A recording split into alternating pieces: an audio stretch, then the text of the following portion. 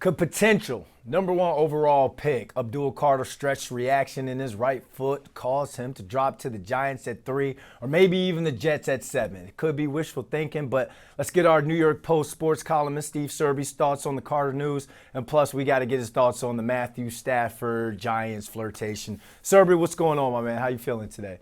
I'm feeling good. How about you, Brandon? All is well here, man. Obviously, we're talking about this Abdul Carter news. He's not going to have surgery, but do you think between that and the shoulder injury that he suffered in the college football playoffs could be enough of a red flag to where he may drop from that number one overall pick and possibly drop to the Giants at 3 or maybe even the Jets at 7? Well, I think what he needs to do is meet individually with the Titans doctors and the Giants doctors and maybe the Browns doctors, although the Browns, according to Adam Schefter, are going to draft a quarterback. So I would take the advice of the individual teams that he meets with. If he has the surgery now, it's an 8-week recovery, no big deal. If he doesn't have it and he says he doesn't want to have it right now, there could be a risk of re-injury, and that would require a second surgery or a first surgery in that case. So whatever the individual teams recommend to him, I would do. As of right now, he wants to show off his skills at his pro day on March 28th. But he's the best player in the draft.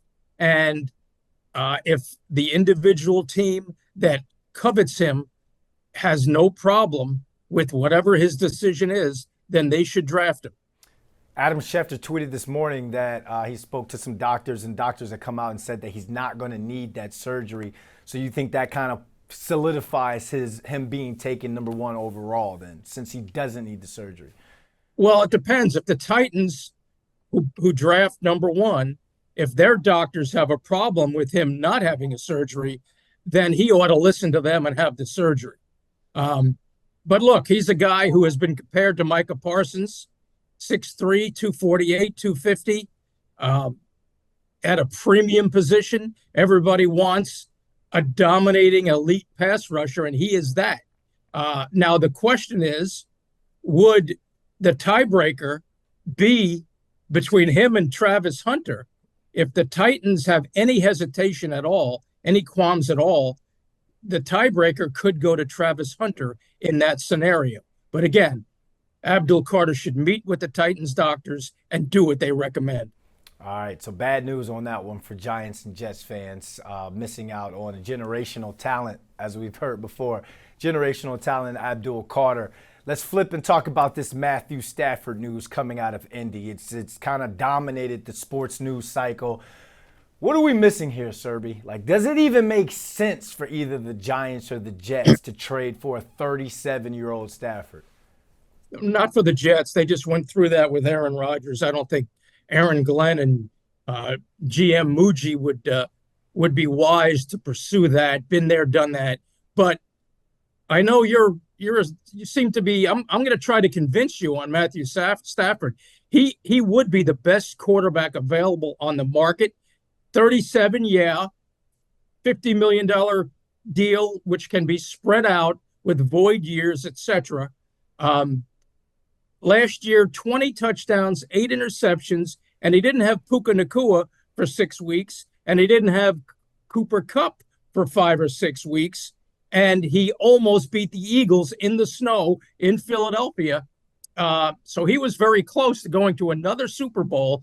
He would command instant respect.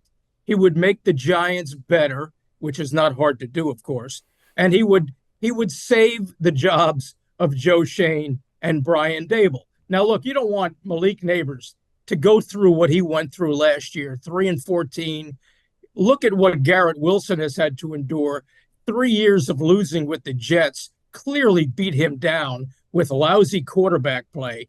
So a guy like Matthew Stafford would command the room, command instant respect, make the Giants relevant and credible again, and he would get them in the end zone. I mean, what more do you want? He'll score points and he'll win games. Now, maybe it won't be enough to make the playoffs, but it would create a more of a winning culture that the younger Giant players certainly need at this point. Now, what are your reservations? On the flip side, look, as a former receiver, if they were to tell me, if they were to tell me or Malik Neighbors that we have a chance to trade for Matthew Stafford, I'd be all for it.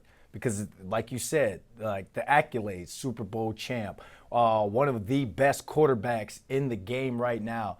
But all right, I talked you into it. You did not, because on the flip side, Brian Dable's offense doesn't need a statue quarterback. If we're talking about the offensive line, who is Andrew Thomas going to be back to 100% and back to being that $100 million left tackle that he is? There's questions at the right tackle position. What they're going to do with Evan Neal. Okay, Jermaine Illuminor could move back there. And then, you've got a solid interior when it comes to the offensive line, but they're going to have to be great to protect this quarterback. Yes, he's a cerebral quarterback, knows when to get the ball out, will pick up the offense instantly. But what about that guy who can make plays when everything kind of breaks down? And who they play twice a year? They play the Cowboys twice a year in a Michael Parsons. They play the Eagles twice a year in that defensive front and that defensive line you have. So if you don't have an offensive line that can hold up and block that Eagles defensive front, Matthew Stafford has no chance back there to cook.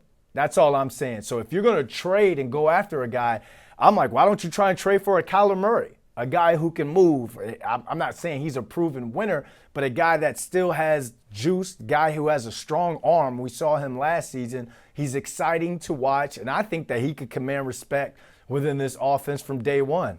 Did I switch you over to the Kyler Murray side? No. All right. No, you're right. He's Kyler Murray. Yes, he has promise. He's young. He's mobile. He's athletic. All that stuff. But is he a proven winner? Matthew Stafford is a proven winner.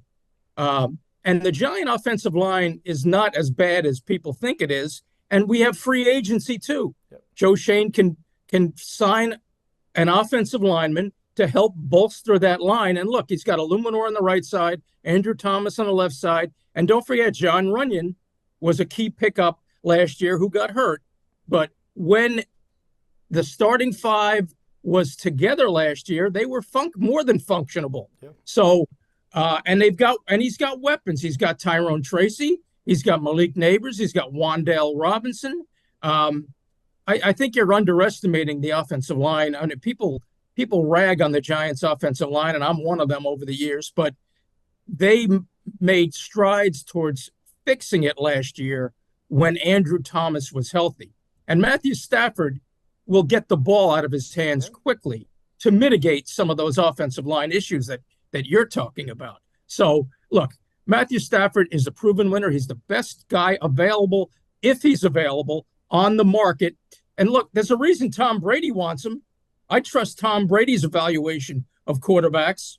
Don't you? Yeah. No, I'm with you. Good. Proven winner. Oh, so I switched to him. I guess it just depends on the price. What are you going to have to give up to give him? Because there's so many holes that you're going to have not to the number one free agency. Yeah, not the third pick of the draft, but you give up the 34th pick, which is close to a first round pick, and another pick, and you've got yourself a winning Super Bowl quarterback who still has juice left at age 37. This is not Aaron Rodgers at 39 coming to the Jets. Of course, we never got to see Rodgers at 39 because of the Achilles injury. But Stafford is, the Rams do want him back. They just want him back at the right price. The Giants are more desperate, obviously, because of the situation that their GM and head coach are in. But Stafford is desperate, too, if he doesn't get the deal he wants from the Rams. And, again, 37 years old, yes. But remember, Vinny Testaverde, when he came to the Jets under Bill Parcells, was 35 years old. Nobody expected much from him. He took the Jets to the 98 AFC Championship game in Denver. So there's that. But Stafford, if he comes available, is the best guy on the market. And, again, instant credibility, makes the Giants relevant again. Are probably not a playoff team, but possibly in this NFL close to it. So Look, I did my best to convince you. If not, we'll agree to disagree. We'll agree at the right price. So, final thoughts, Serby. Close us out. Well, Final I have thoughts one on the. one. Okay, go Well, ahead. can I just ask you something? What's that? I'm not at the combine, but I'm just curious. What was your best 40 time? 447 in a private workout with the Cleveland Browns. Ran it twice. And at my pro day, I ran 451, 454 in the snow. And at Boston College's pro day, I think I ran 452, 455 in their indoor bubble. So you would be similar to Ted McMillan, right? The Arizona wide Oh receiver. yeah. Big body, Yeah. kind of possessional guy. But these young guys, man, they get way better yak than what I got coming out of college and all. So, but I mean, Giants need a wide receiver too as well. So give us your final thoughts on both the Giants and the Jets, Serby. Now that the on-field drills begin at the combine today. Well, Mason Graham is certainly appealing. He would look very good next to Dexter Lawrence. Should the Giants decide to trade down, if they trade up, I would think that would have to be for either Cam Ward or Shedeur Sanders. And I don't think that's etched in stone as to which guy they like right now.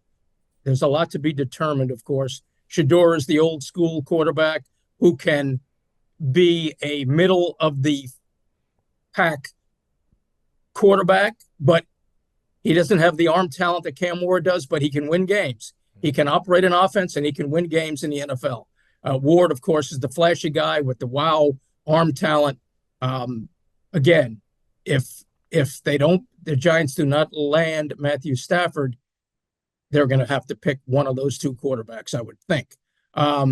Jet-wise, interesting. They picked number 7. They need a quarterback as well, but I don't think number 7, it's too rich to pick anyone other than Ward or Sanders. So they could also be interested in a Mason Graham if he falls, line him up next to Quinnen Williams, or the tight end even, Tyler Warren. They're going to need a tight end, and the kid from Penn State is similar, but a better blocker than Brock Bowers, but everybody considers him a very safe pick. He's a guy to watch. Ted McMillan, the wide receiver, is another guy. Aaron Glenn is the defensive guy. He might like someone like Jalen Walker, the Georgia linebacker who can rush the passer and help Will McDonald and Quinnen Williams and Jermaine Johnson. So that's the fact. That's the thing. Great thing about the draft. I mean, all these I got mock drafts coming out of my ears right now, and I'll have my second mock draft a week from Sunday in the New York Post. So stay tuned to that.